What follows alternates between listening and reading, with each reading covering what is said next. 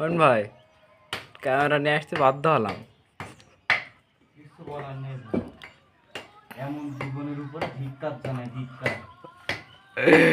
এই খোল।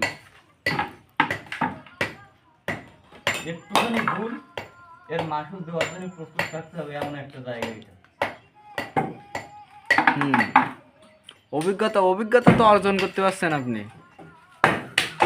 অভিজ্ঞতা কাঠ খোলার ক্ষেত্রে আমি অবশ্যই অভিজ্ঞ একজন ব্যক্তি, কিন্তু তারপরও আমার মতো মানুষ যখন এই জায়গায় এসে মানে সারেন্ডার করতে আমি বাধ্য হচ্ছি। না, এই কালাম আর একবারই।